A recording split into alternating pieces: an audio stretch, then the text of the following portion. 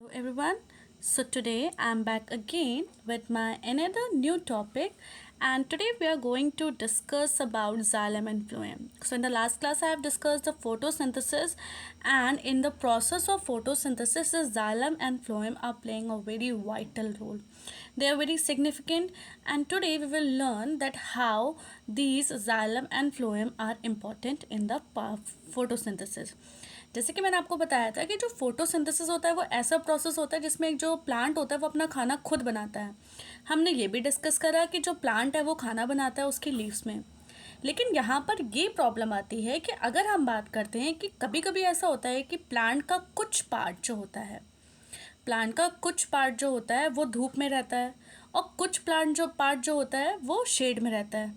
तो जो शेड में उसको तो सनलाइट मिल नहीं रही है, अब वो खाना कैसे बनाएगा, क्योंकि खाना बनाने के लिए सनलाइट इज़ वेरी इंपॉर्टेंट। तो यहाँ पर उसको खाना कैसे मिल रहा है, वो ग्रोथ कैसे कर रहा है, वो आज हम इसमें पढ़ेंगे। तो अगर हम जाइलम की बात करते हैं तो जाइलम क्या करता है, ट्रांसपोर्ट ऑफ वाटर। जाइलम का काम है transport of water, transport of water and all the nutrients and minerals. Okay तो यहाँ पे अगर हम बात करते हैं, अब बात आती है कि ये जो transport of water and all the nutrients and minerals है ये कहाँ से होते हैं। बहुत अंडरस्टूड सी बात है कि भाई ये चीज़ें कहाँ से हो रही हैं, रूट से हो रही हैं। पानी हम कहाँ देते हैं, रूट्स में देते हैं, और उसी रूट से ये ट्रांसपोर्ट हो रहा है। रूट से हमारी ये चीज़ें कहाँ जा रही हैं, पूरे प्लांट्स में। अब हम बात करते हैं कि ज़्यादातर प्लांट्स में पानी की, न्यूट्रिएंट की ज़रूरत कहाँ है, सबसे ज़्यादा ज़रूरत कहाँ है, सबसे ज़्यादा ज़रूरत है इसको लीव्स में। क्यों? क्योंकि यहाँ पे क्या बन रहा है, फूड बन रहा है। ठीक है। अब अगर हम बात करते हैं कि कोई भी अगर प्लांट है, ठीक है, अगर हमने बात कर लिया कोई भी एक प्लांट है, तो अब यहाँ पर क्या है, ये इसकी रूट्स हैं। अब इस रूट से क्या होगा, पानी जाएगा पूरे बॉडी पार्ट्स में जाएगा इसके, लेकिन ये पानी वापस नहीं आ सकता है, ये एक ही डायरेक्शन में जाएगा, जिसे हम वन फ्लो कह सकते हैं या फिर इसे हम यूनी डायरेक्शनल कह सकते हैं, जिसका मतलब हो गया कि ये एक ही डायरेक्शन में जा रहा है, ना ये वापस आ सकता है। ठीक है। अब अगर हम बात करते हैं कि जाइलम और फ्लोएम एक वैस्कुलर टिश्यू हैं। जाइलम और फ्लोएम कौन से टिश्यू हैं, एक वैस्कुलर टिश्यू हैं। Why they are known as the vascular tissue, they are known as the vascular tissue because they are made up of more than one kind of cells. ये complex हैं। जब एक ही kind का बना तो इसका मतलब कोई भी हमें यहाँ पे दिक्कत वाली बात नहीं है, बट कॉम्प्लेक्स कब कौन सी चीज़ होती है, जब वो एक से ज़्यादा होती है।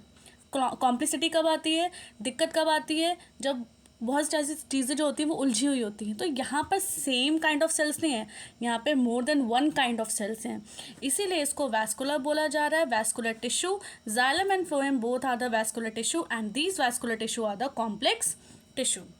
ओके ना, अब हम बात करते हैं फ्लोएम की।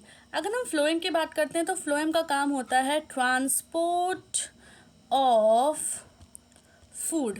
सिंपल, इसका काम है सिर्फ और सिर्फ खाने का ट्रांसपोर्ट करना।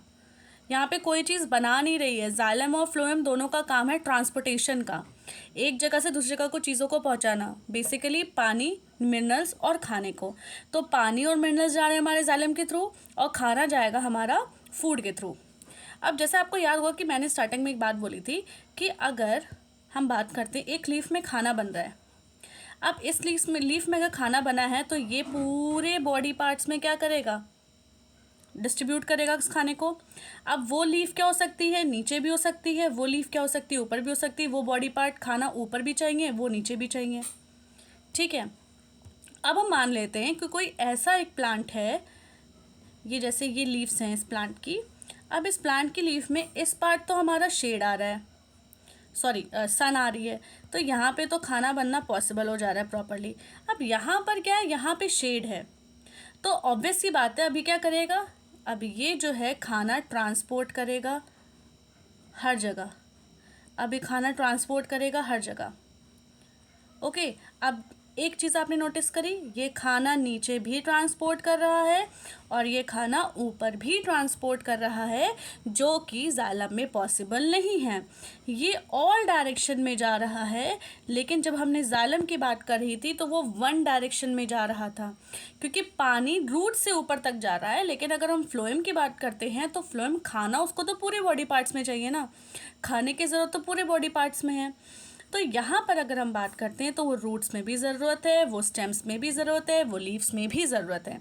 इसीलिए ये जो फ्लोएम है ये ऑल डायरेक्शन में जाता है, उन सारे बॉडी पार्ट्स में जाता है प्लांट के जहाँ जहाँ पे खाने की ज़रूरत है।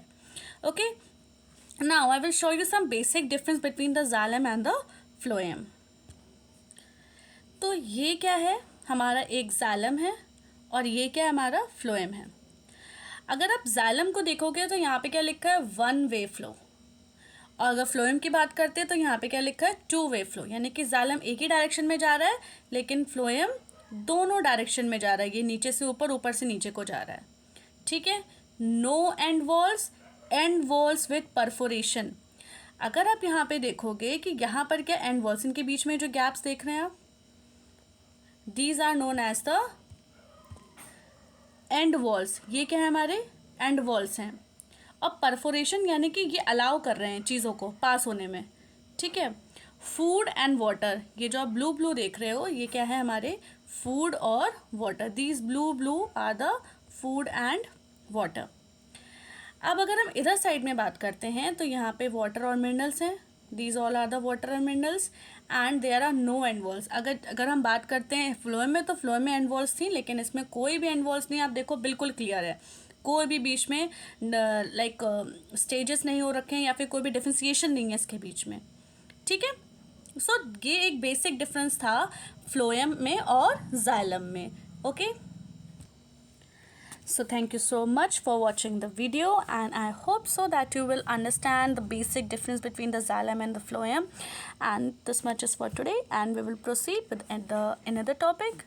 So for till that, bye bye and thank you once again.